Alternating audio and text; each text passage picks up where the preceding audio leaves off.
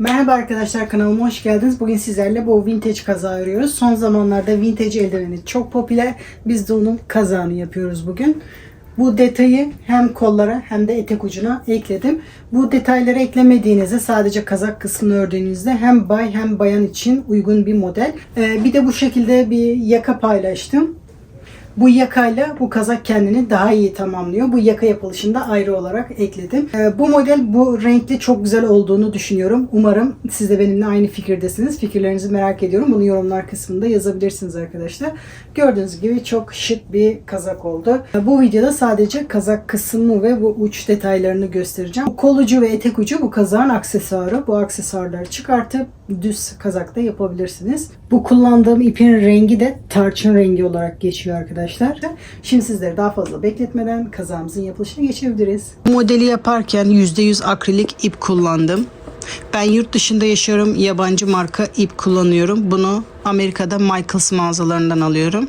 İpimde 1000 metrede 500 gram ip varmış. Bu gramaj ip alırken size yardımcı olacaktır arkadaşlar. Tığ önerisi 5 milimetreymiş ama bu örnek için biraz çok küçük oluyordu. Ben de 6 milimetre tığ kullandım. Buna benzer ipleri sizden gelen önerilerle açıklama kısmına ekliyorum. Oradan bakabilirsiniz. Sizin de ip öneriniz varsa açıklama kısmına yazarak bana ve diğer arkadaşlara yardımcı olabilirsiniz arkadaşlar. Modele zincir çekerek başlıyorum. Normal zincir çekerek başlıyorum. Toplamda 96 zincir hazırlıyorum bunun için. 96 zincir çekip geliyorum. Şimdi bu zincirimi birleştirmem gerekiyor. Elimle zincir yönünü düzeltiyorum. Dönük olmasın diye. Düzelttikten sonra diğer ucuyla zincirimi birleştiriyorum. İlk yaptığım zincire batarak bir iz sürümü yapıyorum.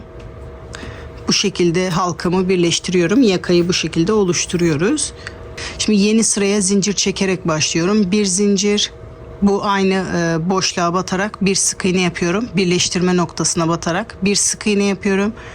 Bu köşenin tek tarafı, sıra bitiminde de köşenin diğer tarafını yapacağız. Bu bizim ilk sık iğnemiz. Bir zincir, bakın bir zincir atlıyoruz. İkinci zincirde bir sık iğne yapıyoruz. Bir zincir, ikinci zincirde bir sık iğne yapıyoruz. Bir zincir, bakın bir tane atlıyorum, ikincisinde bir sık iğne yapıyorum. Bu kenar kısımlarını bu şekilde yapacağız. Bir zincir, ikinci zincirde bir sık iğne. Bu şekilde toplamda bu ilk yaptığımızla birlikte 10 tane sık iğne olacak. Şu anda sayalım kaç tane olmuş. 1, 2, 3, 4, 5. 6.'yı yapıyorum. Bunu yaparken arkadaşlar sizlerden de ricam, videolarımın daha çok kişilere erişmesi için videoma bir beğen ve yorum yaparak destek olursanız sevinirim arkadaşlar. Bu videoları hazırlamak gerçekten hiç kolay değil. Hem maddi hem manevi olarak gerçekten emek harcıyoruz. Bazı aboneler videoyu okuduktan sonra izlemeyi tercih ediyor. Siz de bu video size faydalı olduysa yorumlar kısmına yazarsanız sizden sonra gelecek kişilere izlemesine de vesile olmuş olursunuz arkadaşlar. Şimdi toplamda 10 tane sık iğne yaptım. Şimdi köşe yapıyorum. 2 zincir. Sıradaki zincirde bir sık iğne yapıyorum. Hemen yanındakinde yaptım. Aynı delikte yapınca kocaman delik olmasın diye aynı deliğe yapmadım. Burası köşe. Köşemize işaret ekleyelim. Sayarken kolaylık olsun. Yeni sırayı yaparken de bizim için kolay olur. Burayı da bu kenarda yaptığımız gibi yapıyoruz. Bir zincir, ikinci zincirde bir sık iğne, bir zincir, ikinci zincirde bir sık iğne. Burayı da bu şekilde köşeye kadar yapıyoruz. Toplamda 15 tane sık iğne yapıyorum.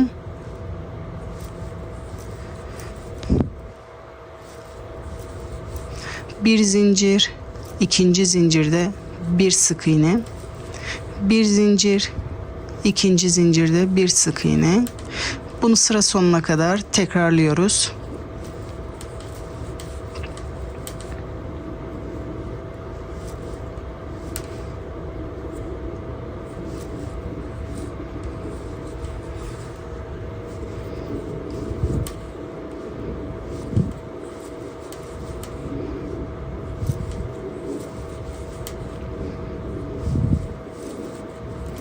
Şimdi yaptıklarımızı sayalım.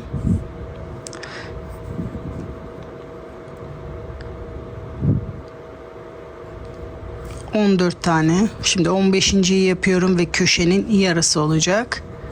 Şimdi köşeye kadar yaptım. Sık iğneleri sayıyorum arkadaşlar. Bu kenarda 10 tane, bu kenarda 15 tane. Şimdi köşeyi yapıyorum. 2 zincir, hemen yanındaki zincire batarak bir sık iğne, bu şekilde diğer kenara dönüyorum. Bir zincir, ikinci zincirde bir sık iğne, bir zincir, ikinci zincirde bir sık iğne. Buraya da işaretimizi takalım köşeye. Biz bu kenara başladık. Bu kenar şu başlangıçta yaptığımız kenarın aynısı, sayılar aynı olacak. Burada 10 tane sık iğne yapmıştık. Burada da 10 sık iğne yaparak köşe yapıyoruz. Şimdi burada da 10 tane sık iğne yapıp köşeye kadar yapalım. Şimdi köşeye kadar geldim. 10. sık iğneyi yapıyorum. 2 zincir, hemen yanındaki zincire batarak köşeyi yapıyorum. Bir zincir, ikinci zincirde bir sık iğne. Buraya da işaretimizi takalım. Burası da bu kenarda yaptığımız sayının aynısı. Buraya da 15 tane sık iğne yaparak sıra sonuna kadar yapalım. Sıra sonuna kadar geldim. Toplamda 15 sık iğne yaptım. Köşenin de diğer tarafını yaptım. Şimdi köşeyi birleştiriyorum. Şimdi hem köşeyi birleştirmem gerekiyor, hem de ortadan başlamam gerekiyor. O yüzden bir zincir yapıyorum. Bu ilk yaptığım sık iğnenin tepesine batarak bir sık iğne yapıyorum. Hem sıramı birleştirmiş oluyorum hem de ortadan başlamış oluyorum. Bu sık iğne köşelerde yaptığımız zincirin teki oluyor. Şimdi yeni sıraya başlıyorum. Bir zincir. Bakın bu köşe boşluğunda bu sık iğnenin üzerinde bir sık iğne yaparak köşenin yarısını yapıyorum. Yeni sıraya başlıyorum. Bir zincir. Şimdi bu sıralar artık çok kolay olacak. İlk sırayı oluşturduktan sonra bakın aralarda boşluklarımız var. Bir zincir çekip boşluk yapmıştık. Direkt boşluklara batarak sık iğne yapıyoruz. Bir zincir. Bakın buradaki boşlukta bir sık iğne. Bir zincir. Bakın sıradaki boşlukta bir sık iğne. Bir zincir. Bundan sonrası artık çok kolay olacak. Hep bu şekilde yapacağız. Bir zincir, boşlukta bir sık iğne. Köşeye kadar bütün boşluklara bu şekilde batıyoruz. Örnek bundan sonra bu şekilde olacak. Bir zincir, bir sık iğne. Çok kolay ilerliyor. Bir zincir, bir sık iğne. Şimdi köşeye geldim. Bakın köşeye işaret almıştım.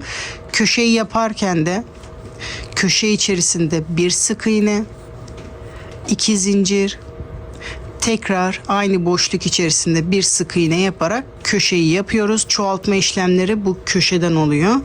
Sonra diğer yöne doğru dönüyoruz. Bir zincir, sıradaki boşlukta bir sık iğne, bir zincir, sıradaki boşlukta bir sık iğne. Kenar kısımları bu şekilde yapıyoruz. Köşe kısımlarını da bu şekilde yaparak bunu sıra sonuna kadar yapalım. Köşeye kadar geldim. Bir zincir, sık iğnenin tepesine batarak bir sık iğne yapıyorum. Köşeyi bu şekilde tamamlıyorum. Bir zincir, sık iğnenin üzerinde bir sık iğne yaparak yeni sıraya başlıyorum. Bir zincir, bakın boşlukta bir zincir çektiğimiz yerde bir sık iğne. Bir zincir, boşlukta bir sık iğne. Bir zincir, boşlukta bir sık iğne. Bu şekilde boşluklara batarak köşeye kadar yapalım. Şimdi köşeye kadar geldim. Köşeyi de aynı yapıyoruz. Bir zincir, bir sık iğne, 2 zincir, tekrar aynı boşlukta bir sık iğne yaparak köşeyi yapıyoruz. Bir zincir çekiyorum, sonra diğer kenara doğru devam ediyoruz.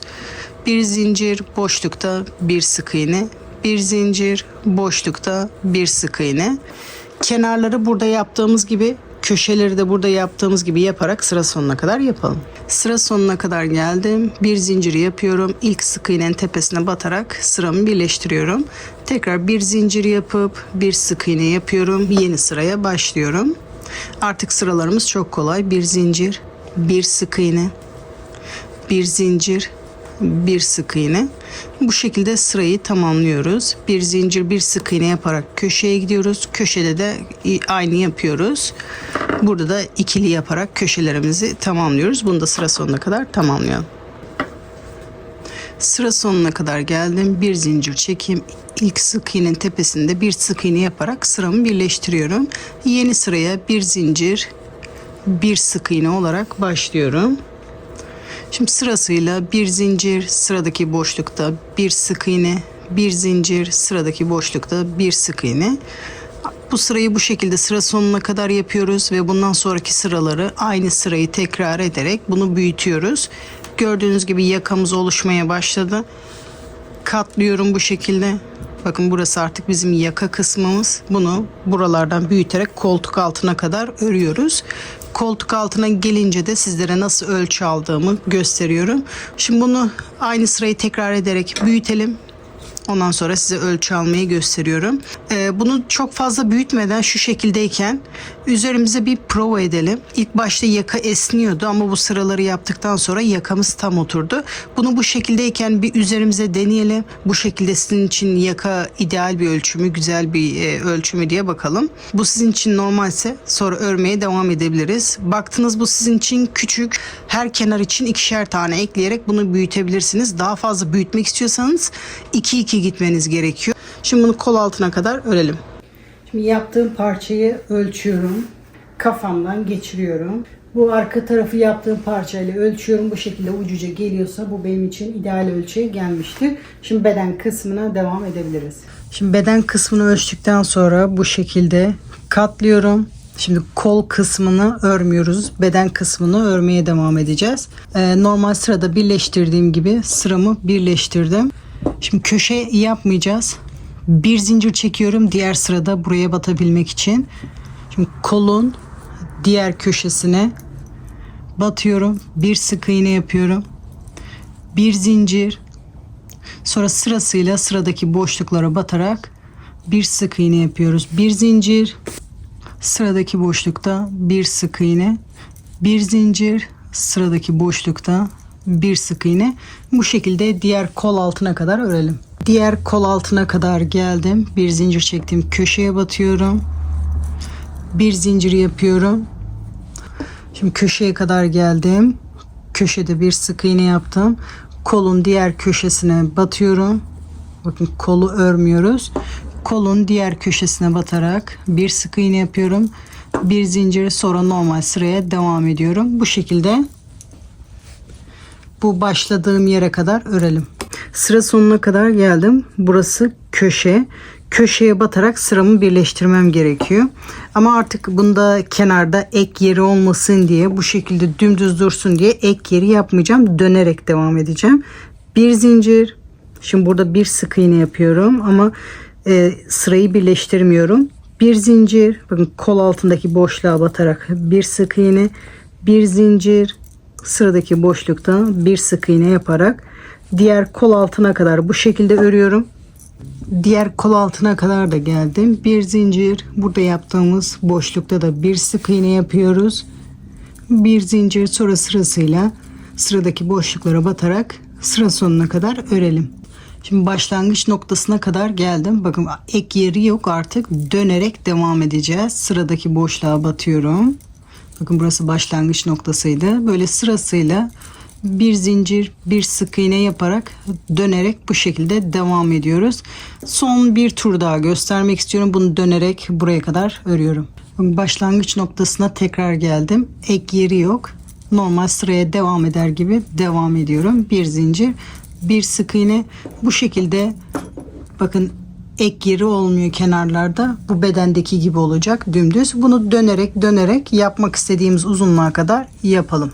Şimdi kazağımızı yapmak istediğimiz uzunluğa kadar yapıyoruz. Yan dikişe kadar örüyoruz. Başladığımız yan dikişi. Sonuncusunu yaparken bu şekilde bir çıkıntı olmasın diye sonuncusunu bir iz sürme yaparak sırayı bitiriyoruz. Bu şekilde bir düz geçiş oluyor. Şimdi lastik yapmaya başlıyoruz. Lastik yaparken zincir çekerek başlıyoruz. Bu yapacağımız zincir sayısı lastiğin genişliğini belirtiyor. Bunu istediğiniz genişlikte yapabilirsiniz. Ben 10 zincir genişliğinde yapacağım. 10 zincir lastik için, bir zincirde dönüş için toplamda 11 zincir yapacağım. Daha kolay yapabilmek için sık iğnelerin üzerinde yapacağım. Ve lastik yaparken hep ön tellerine batıyoruz. Bedende de aynı, kolda da aynı şekilde. Şimdi ön teline batıyorum. Bakın sıradaki sık iğnenin ön teline batarak iz sürme yapıyorum. Modele oradan başlıyorum. Şimdi 11 zincir rahat bir şekilde çekiyorum. Sıkı çekmeyelim.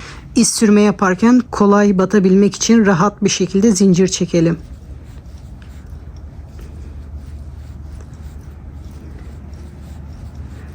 ...11 zincir. Şimdi ikinci zincirde iz sürme yapmaya başlıyorum. Bu şekilde zincirlerin tek teline batarak iz sürme yapıyorum. 2 3 4. Bu şekilde sıra sonuna kadar sayıyoruz. 10 tane olması gerekiyor. 7 8 9 ve 10. Şimdi ilmekten tığımı çıkarıyorum. Diğer yöne doğru dönüyorum. Şimdi tekrar boşluğa batmayacağız. Normalde beden yaparken boşluğa batıyorduk. Sık iğnenin tepesinde bakın düzündeki teline batıyoruz. Şu anda burası düzü. Ben tersine dönüyorum. Sırayı dönebilmek için. Bakın sık iğne burası. Sık iğnenin arka teline batıyorum. İlmeğimi oradan geçiriyorum. Sırayı bu şekilde birleştiriyorum. Ondan sonra yeni sıraya başlıyoruz. Yeni sırayı yaparken de bu diğer sırada yaptığımız iz sürmelerin arka teline batarak tekrar iz sürme yapacağız. Bu şekilde arka tellerine batarak iz sürme yapıyoruz. Bunu muhakkak her sırada sayıyoruz. 10 tane olması gerekiyor. Bazen ilmekler kayboluyor, görünmüyor. Onu dikkat edelim. Her sırada bu iz sürmeleri sayalım. Toplamda 10 tane olacak. 5 6 7 8 9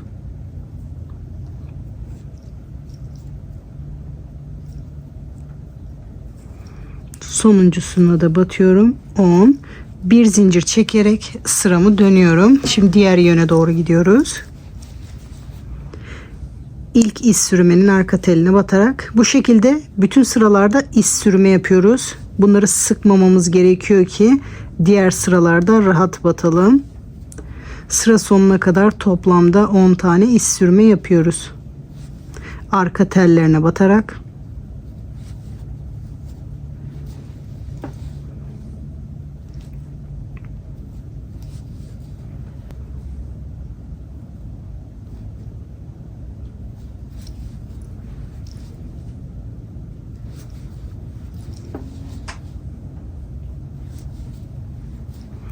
Sonuncu iz sürmeyi de yapıyorum. Sıramı dönüyorum. Sıradaki sık iğne bu. En son buna battık. Sık iğnenin arka teline batıyorum. Yani düzündeki teline. İlmeğimi oradan geçiriyorum. Sonra sırasıyla diğer sırada yaptığımız iz sürmelerin arka tellerine batarak iz sürme yapıyorum.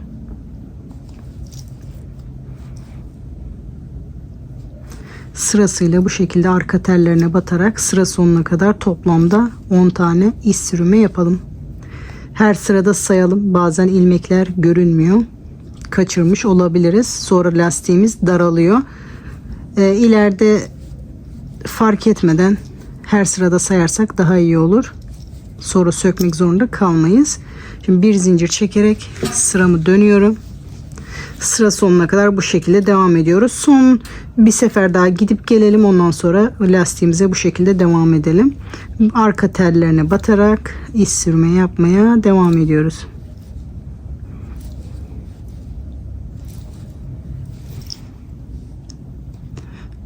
Sırasıyla sıra sonuna kadar toplamda 10 tane iz sürmeyi yapıyorum. 10'uncuyu da yaptım. Sıramı dönüyorum. En son bu sık iğneye batmışım. Şimdi bu sık iğnenin arka teline batarak iz sürümü yapıyorum. İlmeğimi oradan geçiriyorum. Sırasıyla bu diğer sırada yaptığımız iz sürmelerin arka tellerine batıyoruz.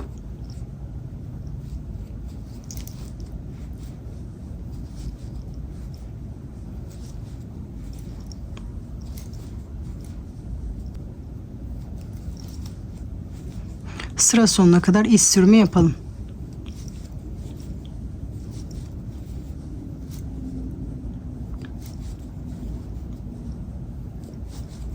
Sıra sonuna kadar geldim. Bir zincir çekerek sıramı dönüyorum. Son bir sıra daha yapalım. Ondan sonra kendimiz devam edebiliriz. Sırasıyla bütün iz sürmelerin arkalarına bu şekilde iz sürümü yapalım.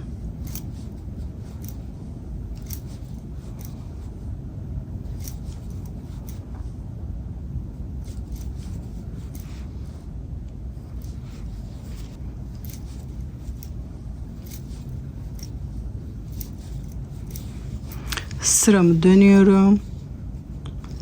Sıradaki sık iğnenin arka teline batarak ilmeğimi alıyorum. Yeni sıraya bu şekilde başlıyoruz.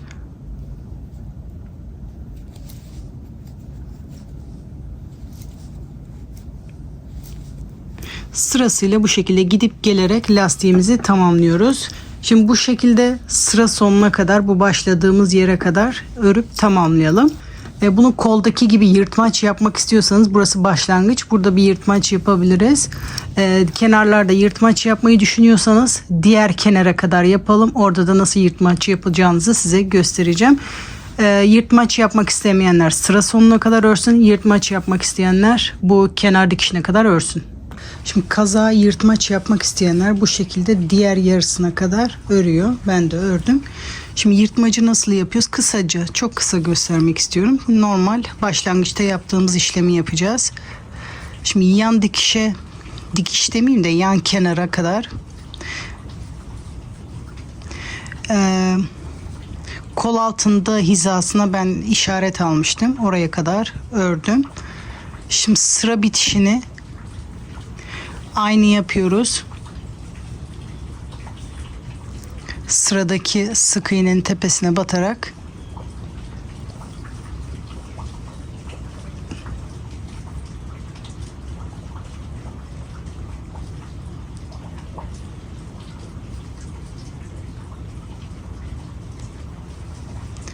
sıra bitişi aynı. İlmeğimi oradan geçiriyorum. Bu şekilde sıramı bitiriyorum. Şimdi yeni sıraya başlarken de zincir çekerek başlıyorum. Burada iz sürme yapmaya devam etmiyorum.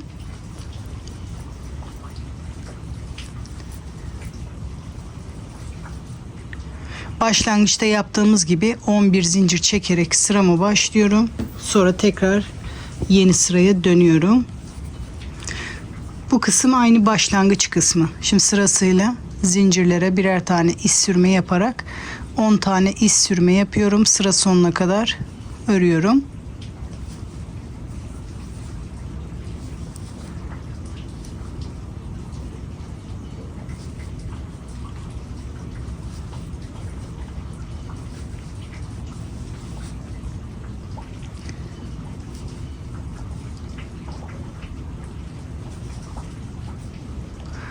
On tane iz sürme yaptım. Sıramı dönüyorum. Normal sırama devam ediyorum. Sıradaki sık iğnenin arka teline batarak sıramı birleştiriyorum. Sonra sırasıyla diğer sırada yaptığım iz sürmelerin arka tellerine iz sürme yaparak sıramı devam ediyorum. Diğer tarafta yaptığım gibi gidip gelerek sıralarımı tamamlıyorum. Şimdi bu kısmı bu şekilde diğer başlangıçta yaptığımız gibi gidip gelerek sıra sonuna kadar yapıyoruz. Ama yırtmaç yapmak istemeyenler burayı direkt devam ediyor.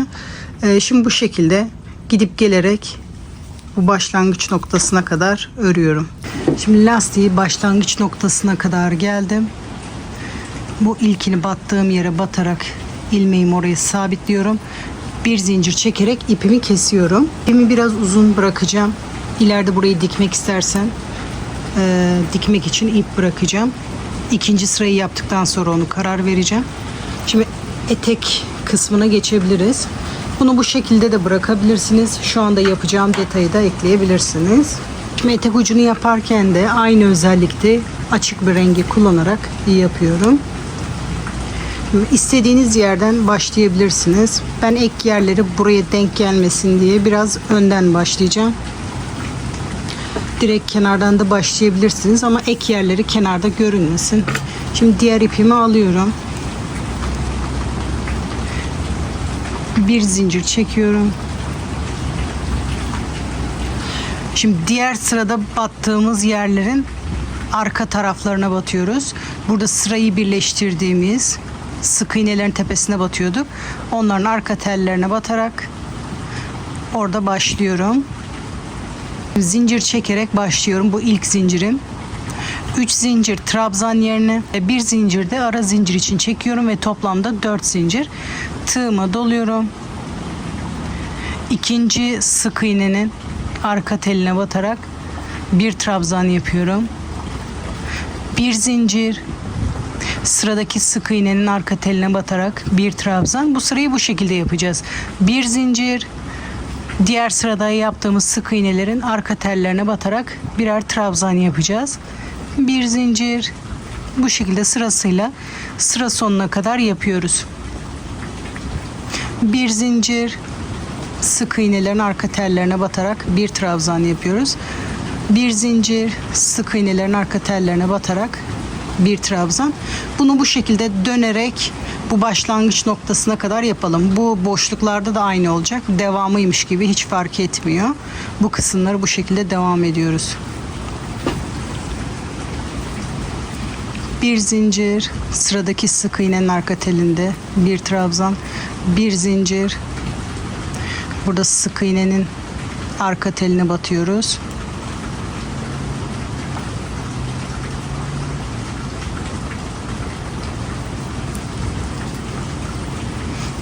Burayı da sıranın devamıymış gibi ilerliyoruz.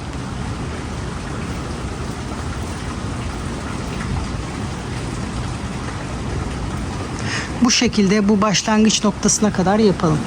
Başlangıç noktasına kadar geldim. Arada bakın hiç sık iğne kalmadı. Sadece zincir kaldı. Sizinki denk gelmeyebilir. Yedirebilirsiniz bu arada, hiç önemli değil. Bir zincir çekerek burada 3. zincirin içine batıyorum. Sıramı birleştiriyorum. Boşluğa kaydırma yapıyorum. Bir iz sürümü yapıyorum. Ondan sonra yeni sıraya başlıyorum. 3 zincir trabzan yerine 2 zincir de ara zincir için toplamda 5 zincir çekiyorum. Tekrar aynı boşlukta bir trabzan yapıyorum. Bu şekilde V trabzanları yapacağız. Hiç zincir çekmeden, bakın bu iki trabzan arasında işlem yaptık. Bu ikisini kullanmış olduk.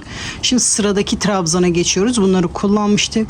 Sıradaki trabzanda bu şekilde arkasından beri trabzan yapıyoruz. Lastiklerde yaptığımız gibi. Şimdi bu trabzana da bir işlem yaptık. V trabzan yapacağız. İki trabzan arasına, buraya yapmıyoruz. Burada trabzanın arkasına yaptık. Şimdi sıradaki trabzanla onun yanındaki trabzanın arasında V trabzan yapıyoruz. Bir trabzan, 2 zincir, tekrar aynı boşlukta bir trabzan yaparak V trabzan yapıyoruz. Hiç zincir çekmeden sıradaki trabzanın arkasından beri tek trabzan yapıyoruz. Bu tekli olan yerler bütün sıralarda hep aynı olacak. Sadece buradaki sayıları arttıracağız. Hiç zincir çekmeden sıradaki iki trabzan arasında V trabzan yapıyoruz. Bu sırayı da bu şekilde tamamlıyoruz. Hiç zincir çekmeden burada tek trabzan yapıyorum. Hiç zincir çekmeden burada V trabzan yapmaya başlıyorum. 2 zincir, V trabzan yapıyorum. Sıradaki trabzanda da bir tek trabzan yapıyorum.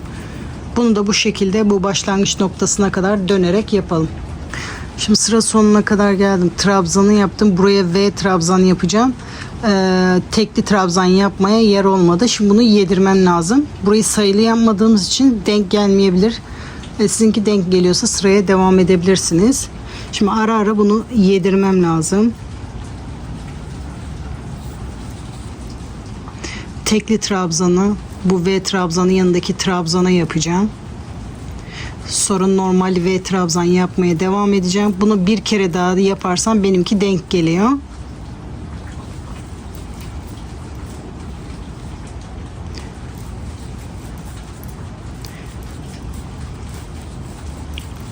Aynı şeyi burada da yapacağım. Hemen V trabzanı yaptığım yerin yanında da tekli trabzanı yapacağım. Ondan sonra normal sıraya devam edeceğim.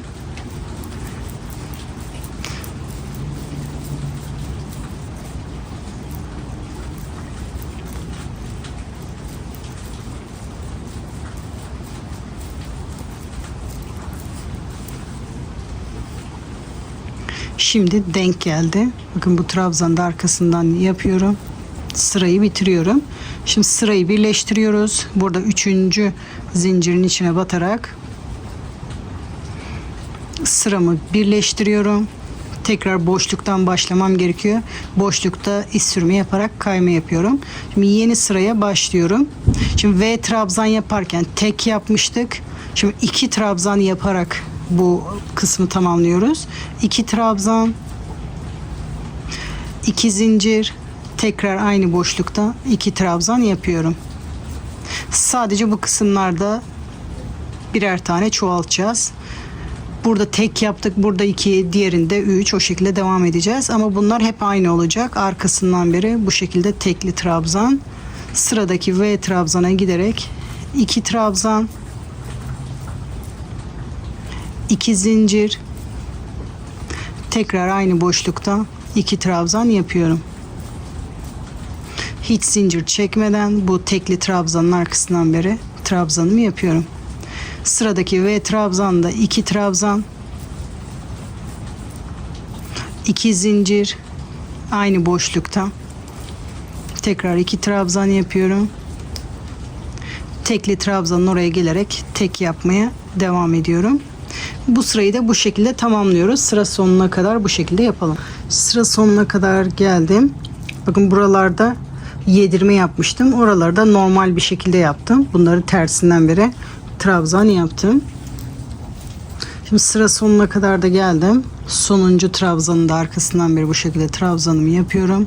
Hiç zincir çekmeden bu trabzanın tepesine bir iz sürme yapıyorum. Tekrar boşlukta bir iz sürme yaparak boşlukta başlıyorum. Şimdi bu sırada da 3 tane trabzan yapacağız. 3 zincir ilk trabzan için. Tekrar 2 trabzan daha yapıyorum. Toplamda 3. Arada 3 zincir çekiyorum.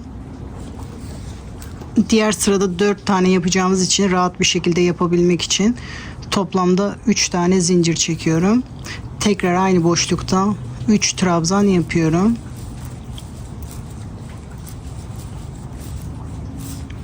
Bu tekli olana tekrar aynı tersinden beri bir trabzan. Sonra bu trabzanların ortasına gelerek 3 tane trabzan yapıyorum.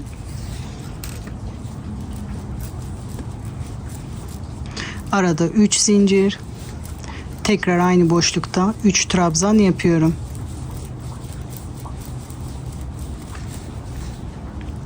Bu trabzanın arkasından beri bir trabzan. Boşlukta 3 trabzan yapıyorum. Arada 3 zincir. Tekrar aynı boşlukta 3 trabzan yapıyorum. Bu sırayı da bu şekilde sıra sonuna kadar tamamlayalım. Bu başlangıç noktasına kadar yapalım. Bunu da sıra sonuna kadar geldim. Trabzanın tepesine batarak iz sürümü yapıyorum, birleştiriyorum. Sıradaki trabzanda iz sürümü yapıyorum. Boşluktan başlamam gerekiyor. Boşluğa kadar geliyorum. Şimdi bir genel olarak bakmak istiyorum. Bu lastiği düzelttiğimde şu anda bir sıra bu görünüyor. Bu şekilde hoşunuza gidiyorsa bu sırada bırakabilirsiniz. Ben şimdi bir sıra daha ekleyeceğim. Bunu daha da çok uzun yapmak istiyorsanız bu üçlü yaptığımız sırayı tekrar edip ondan sonra dörtlüyü yapabilirsiniz. Ben şimdi dörtlüye başlayacağım. Son sıram olacak. 3 zincir, bu ilk trabzanın aynı boşlukta toplamda 4 trabzan yapıyorum. 3 4, arada 2 zincir, tekrar aynı boşlukta 4 trabzan yapıyorum. Daha sonraki sıralarda buraya bir işlem yapmayacağım için 2 yapıyorum. Bu delik çok büyük olmasın diye. Daha sonrasında bir şey yapmayı düşünüyorsanız, sırayı tekrar etmeyi düşünüyorsanız buradaki boşluğu 3 zincir yapabilirsiniz. Benim son sıra olduğu için delik çok büyük olmasın diye 2 yaptım. Bu yaptığımız trabzan aynı. Arkasından bir trabzan. Sıradaki boşluğa giderek 4 trabzan yapıyorum.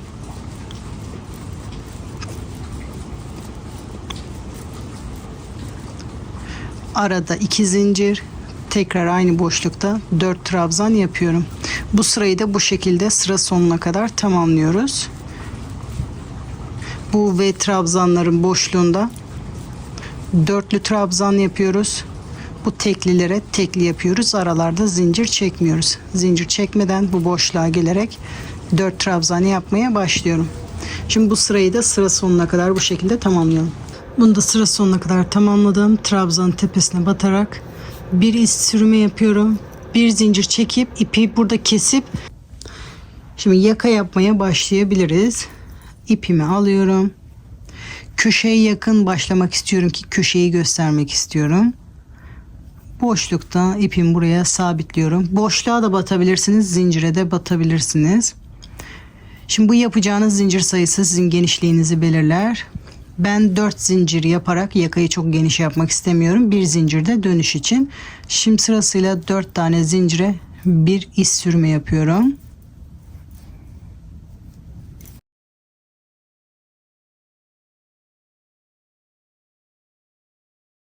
Sık iğnelerin oraya batmayacağım. Direkt boşluğa batarak bir iz sürme yapıyorum.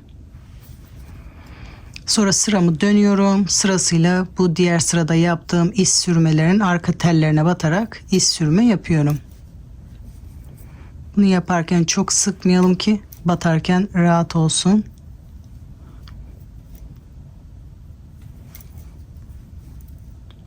Sırasıyla arka tellerine batarak iz sürme yapıyorum. Bir zincir çekerek sıramı dönüyorum. Arka tellerine batarak toplamda 4 tane iz sürme yapıyorum.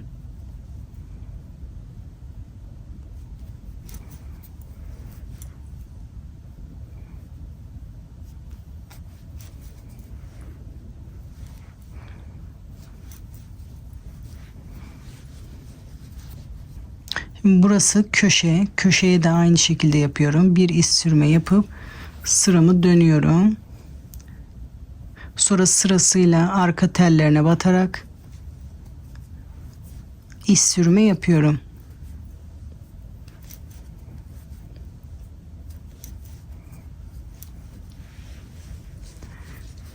Bir zincir, sıramı dönüyorum. Her sırada sayalım bunu. 4 tane iz sürme olması gerekiyor. Sonra sıra sonuna geldim. Sıradaki boşluğa batarak bir iz sürme yapıyorum. Sıramı dönüyorum. Bu şekilde köşeyi, kenarları, boşluklarda batarak iz sürme yapıyoruz. Bunu sıra sonuna kadar bu şekilde tamamlıyoruz. Köşede de gösterdiğim gibi bir sefer batarak orayı da yapıyoruz. Sonra sırasıyla diğer boşluklara batıyorum. Birer tane iz sürme yapıyorum. Toplamda 4 iz sürme oluyor.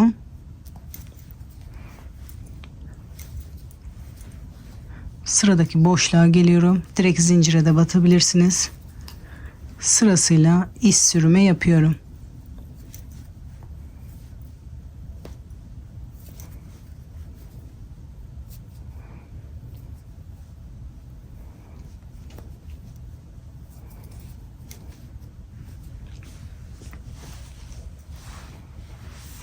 Köşeyi de bu şekilde yapmıştım.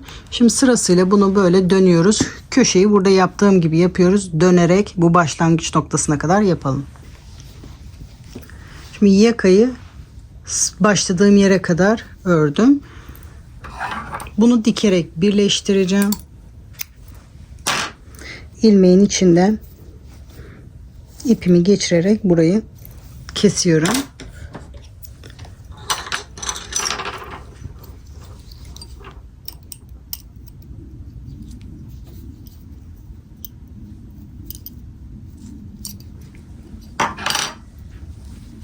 Şimdi sırasıyla bunu tutturuyorum. Bu iz sürme yaparken battığımız arka tellerine batıyorum. Tersten dikersek daha iyi olacak. Tersine çeviriyorum. Burada iz sürme yaparken battığımız arka telleri, burada da ilk başlangıçta yaptığımız zincir, buralara batıp yapmıştık. Oralara batmıyorum. Şu şekilde arkada görünen ilmeklere batarak dikiyorum. Sıranın devamıymış gibi dursun diye. Buradaki ilmeğe batıyorum. Bu karşı taraftaki teline batıyorum. Bir tel oradan, bir tel buradan bu şekilde birleştiriyorum. Sıranın devamıymış gibi dursun diye bu şekilde dikiyorum. En son bu kısmını da dikiyorum. Sonra düğüm atıyorum. Bu ipi arkada saklıyorum.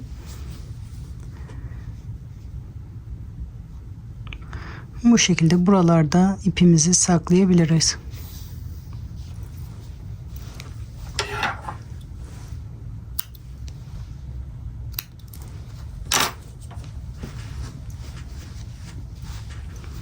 Ek yeri de bu şekilde oldu.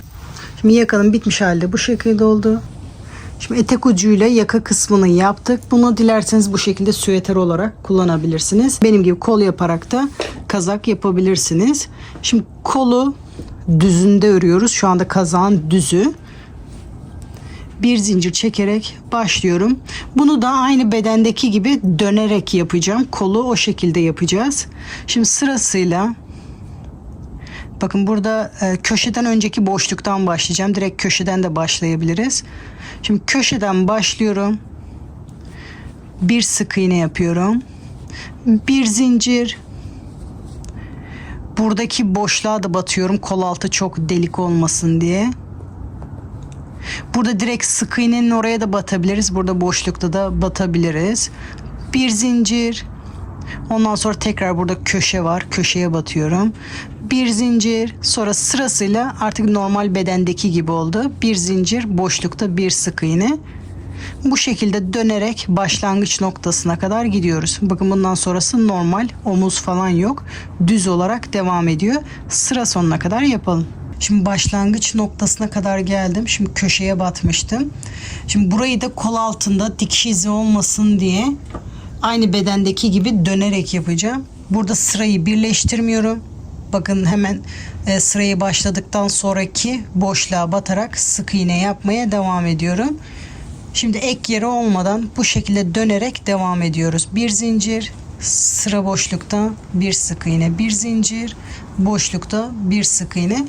Bunu da bu şekilde dönerek devam ediyoruz. Bunu da sıra sonuna kadar bir sefer daha göstereyim. Ondan sonra bu şekilde devam ediyoruz. Sıra sonuna kadar yapalım. Sıra sonuna kadar geldim. Bakın burası başlangıç noktasıydı ama biz böyle devam etmiştik. Şimdi artık ek yeri yok. Buraya batıyorum. Bir sık iğne, bir zincir, sonra sırasıyla diğer boşluklara batarak kol yapmaya devam ediyoruz. Artık kolumuz da tek parça oldu. Bunu dönerek örmeye devam ediyoruz. Bakın burada da ek yeri yok. Artık bu şekilde dönerek devam ediyoruz. Aynı bedendeki gibi örmeye devam ediyoruz. Bakın hafif çıkıntısı olmaya başladı. Kolda ne kadar lastik örmeyi düşünüyorsanız o uzunluğa kadar örün. Bu genişlikte lastik yapmayı düşünüyorsanız buraya kadar örün. Daha dar düşünüyorsanız buraya kadar örün mesela. Şimdi ben onu örüp lastik mesafesi kalana kadar öreceğim. Ondan sonra lastik yapmaya başlayabiliriz. Şimdi bunu dönerek yapalım. Şimdi kolu uzatmak istediğim uzunluğa kadar ölçtüm. Normalde kol altından başlamıştım. Sıra bitimini burada yapmam gerekiyordu. Ama bunu kola bu şekilde bir yırtmaç detayı eklemek istiyorum. Bu yırtmaç da kolun üzerinde olmasını istiyorum. O yüzden bu şekilde kolu düzeltiyoruz. Omuz hizasına kadar yapıyoruz. Oradan başlıyoruz lastik kısmına. Ben işaretimi almıştım. Orada başlayacağım. Şimdi biterken direkt bu şekilde bitmesin diye bu sonuncuya iz sürme yaparak bitiriyorum. Birden bir geçiş olmasın, düşüş olsun diye. Şimdi lastik yapabilmek için bunu daraltmamız gerekiyor. Şimdi yaptığım kazağı ölçüyorum. Bakın bana çok fazla geniş geldi. Bu sizinki mesela şu kadar genişlikte falansa şu anda yapacağımız işlemi 2 tane de bir yapabilirsiniz. Şu anda ben bunu çok daraltmam gerekiyor. O yüzden kesme işlemi yapacağım. Kesme işlemini de yaparken şimdi bu sırada zincir çekmeyeceğim. Bakın buradaki boşluktan batacağım. Sonraki boşluktan çıkıp sık iğne yapacağım. Bu o kadar fazla bol değilse sıradaki boşlukta bir normal sık iğne, sonra bir tane kesebilirsiniz. Bu şekilde yapabilirsiniz sırayı. Bir normal sık iğne, bir tane kesebilirsiniz. Bu sırayı bu şekilde tamamlayabilirsiniz. Çok çok bolsa, en son buradan çıkmıştım. Bu boşluktan tığımı geçirip diğerinden ipimi alıyorum. İkisini birlikte yaparak bu şekilde kesme işlemi yapıyoruz. Çok kesme ihtiyacı varsa bu benim yaptığım gibi yapabilirsiniz. Sıradaki boşluktan batıp diğerinden çıkıyorum. Bu şekilde kol ağzını daraltıyorum. Bu kısmı kendi kolunuza göre ayarlayabilirsiniz arkadaşlar. Bu kol ağzını ölçerek o şekilde mesafeyi ayarlamamız gerekiyor. Ben bunu sıra sonuna kadar bu şekilde keserek sıra sonuna kadar yapıyorum. Sıra sonuna kadar geldim. Burada kesme kalmadı. Son bir tane boşluk kaldı. Onu normal yapacağım. Sonra bu ilkine batarak iz sürme yapıp birleştireceğim sıramı. Şimdi kol ağzını kontrol ediyorum. Çok dar mı, bol mu? Siz de lastiğe başlamadan bu kısmı kontrol edebilirsiniz. Gördüğünüz gibi hala bende hafif bolluk var. Sıradaki yapacağımız işlemde hafif toparlayacak. Şu anda benim için ideal. Bu çok sıkı olduysa az önce gösterdiğim gibi bir normal, bir tane de kesebilirsiniz. Şu andaki yapacağımız zincir sayısı aynı etekteki gibi genişliği belirler. Burayı da 11 zincir çekerek başlıyorum. Zincirlerimizi sıkı çekmeyelim ki batması rahat olsun. 10 tane lastik için bir tane de dönüş için. Şimdi sırasıyla zincirlerin içinde birer tane iz sürme yaparak sıra sonuna kadar yapıyorum.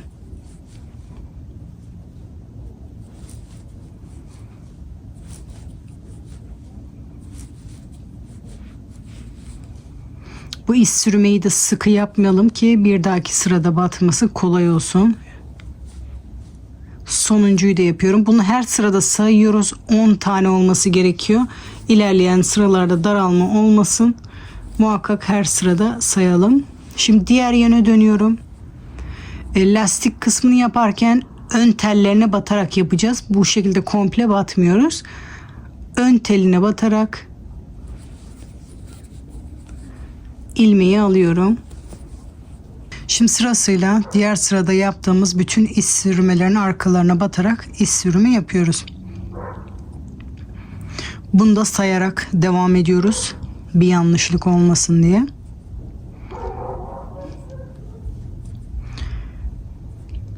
Bu sık iğneleri çok sıkı yapmayalım ki batması rahat olsun.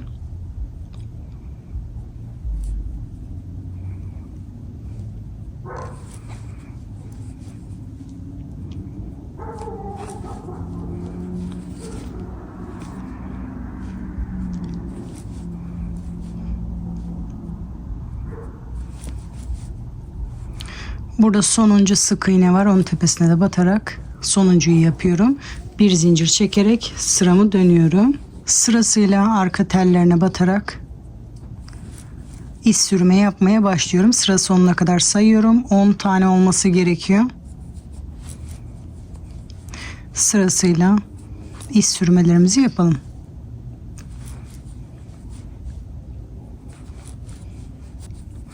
Onuncuyu da yapıyorum. Sonra sıramı dönüyorum. Sıradaki sık iğnenin arka teline batarak ilmeğimi oradan geçiriyorum. Sonra yeni sıraya başlıyoruz. Sırasıyla diğer sırada yaptığımız ilmeklerin arka tellerine batarak iz sürme yapıyorum.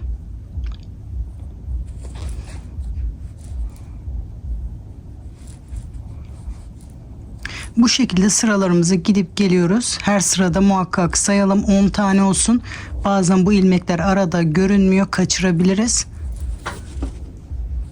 Lastiğimiz daralmasın, o yüzden her sırada sayalım.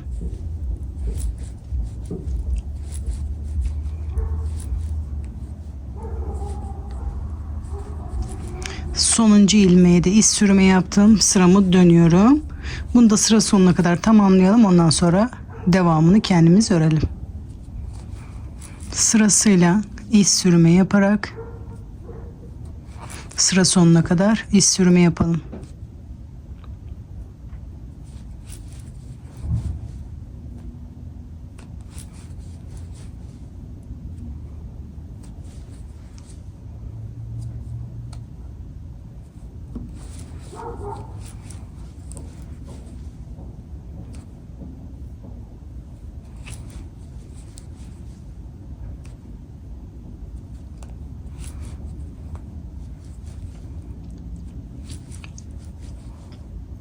Sıra sonuna kadar geldim. Şimdi sıramı birleştiriyorum. Sıradaki sık iğnenin beden tarafındaki düzündeki bir tane tele batıyoruz. Onu karıştırmayalım. Diğer tele de diğer sırayı yapacağız. Bu şekilde gidip gelerek bunu sıra sonuna kadar yapalım.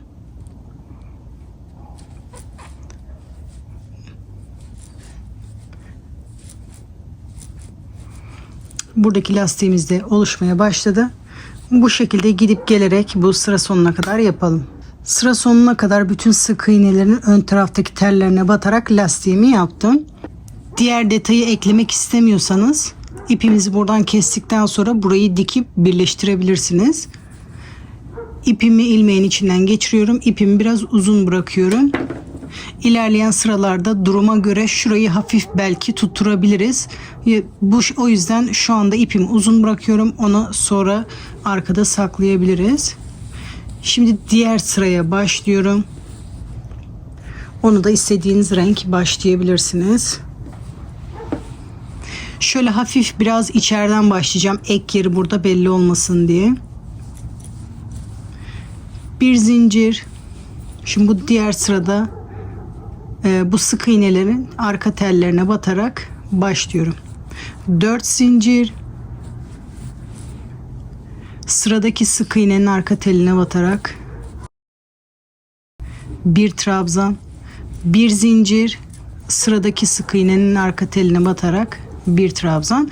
Bu şekilde bu sık iğnenin diğer teline batarak sıra sonuna kadar bir zincir, bir trabzan yapıyoruz.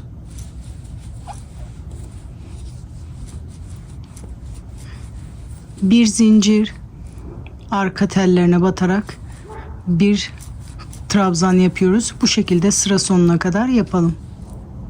Sıra sonuna kadar bütün sık iğnelerin arka tellerine battım. Bir zincir, burada başlangıçta çektiğimiz zincirin 3. zincirine batarak bir iz sürümü yapıyorum. Sıradaki boşluğa bir kaydırma yaparak oradan başlıyorum. Etek ucunda yaptığımız işlemin aynısını yapıyoruz. 4 zincir, tekrar aynı boşlukta bir trabzan yaparak ilk V trabzanı yapıyoruz. Sonra bu sıradaki trabzanın arkasından beri bir trabzan, sıradaki iki boşluk arasında V trabzan yapıyorum. Bir trabzan, bir zincir, tekrar aynı boşlukta bir trabzan. Son bir defa daha göstermek istiyorum. Bakın sıradaki trabzanın arkasından beri bir trabzan, sıradaki iki trabzan arasında V trabzan, bir tarafta bir trabzan, bir zincir, tekrar aynı boşlukta bir trabzan yapıyorum. Bu şekilde sıra sonuna kadar yapalım. Şimdi sıra sonunda bu şekilde denk geldi. Benim bir tane daha trabzana ihtiyacım var. Direkt buraya da batılabilir ama bir anda marullaşma olmasın diye geride yedireceğim.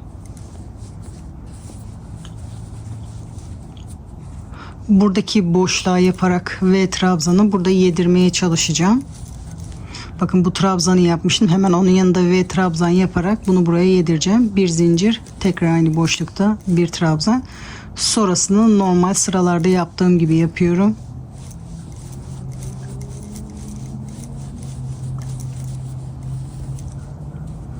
Şimdi buraya kadar geldim.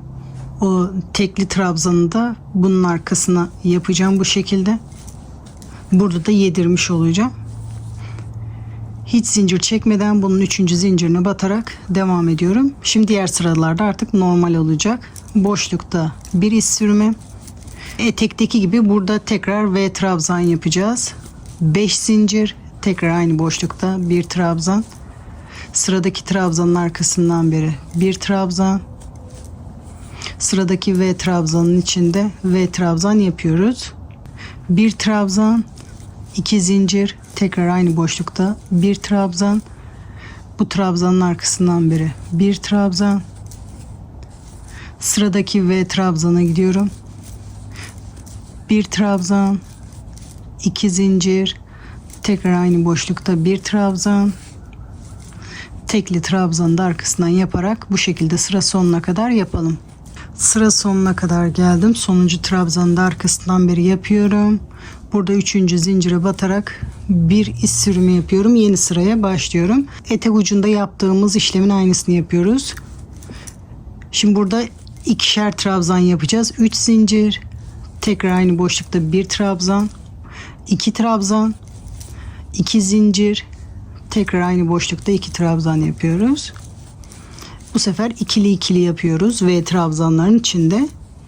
Bu tekli trabzanların da arkasından beri ve trabzanın içinde ikili trabzanlar yapıyorum. 1 2, arada 2 zincir, tekrar aynı boşlukta 2 trabzan.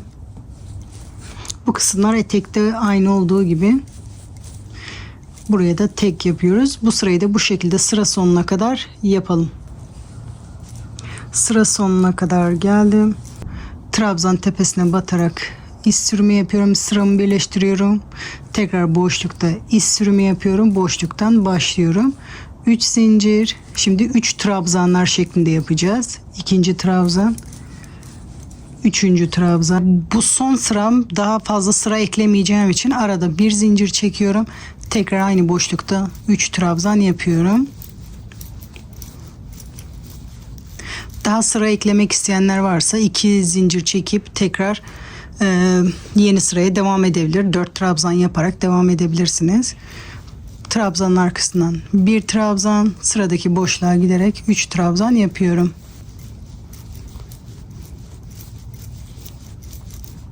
Arada bir zincir, tekrar aynı boşlukta 3 trabzan yapıyorum.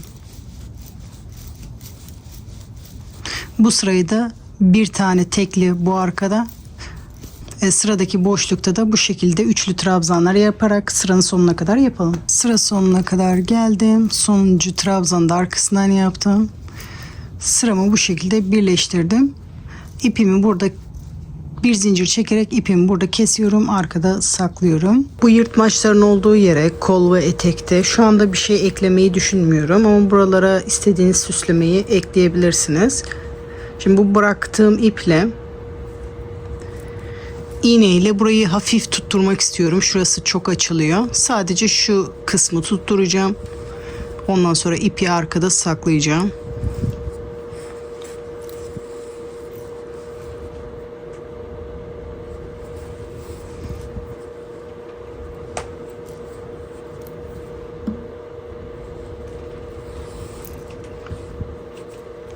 Burası çok açılmasın diye bu şekilde tutturup arkada düğüm atıyorum. Sonra ipi arkada saklıyorum.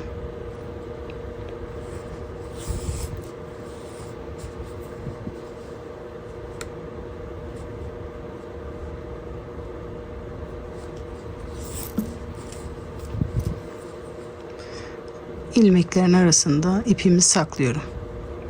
Aynı şekilde diğer kol ve etek uçlarını da aynı yapıyorum.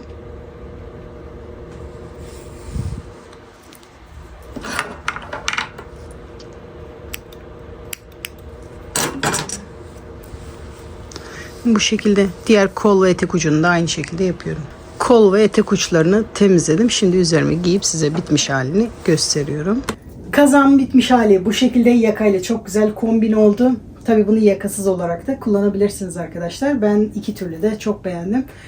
Çok merak ediyorum, siz bu kazağı ne şekilde çalışacaksınız? Bu aksesuar kısımlarını ekleyecek misiniz? Düz olarak mı çalışacaksınız? Çoğunluğu merak ediyorum. Nasıl yaptınız diye yorumlarda belirtelim arkadaşlar. Bu kazak kısmına, bu tarçın rengi kısmına yaklaşık 1200 metre kadar ip gitti. Kollara yaklaşık 30 metre ip gitti. 30-30-60. Bu etek kısmına da yaklaşık 200 metre kadar ip gitti. Toplamda 260 metre ip kullandım. Bu yaka ile ilgili detayları da onun videosunda ayrı olarak gösterdim. Modelin yapılışı bu kadar. Umarım sizler için de güzel bir faydalı video olmuştur. Sıradaki videolarda görüşmek üzere. Hoşça kalın arkadaşlar.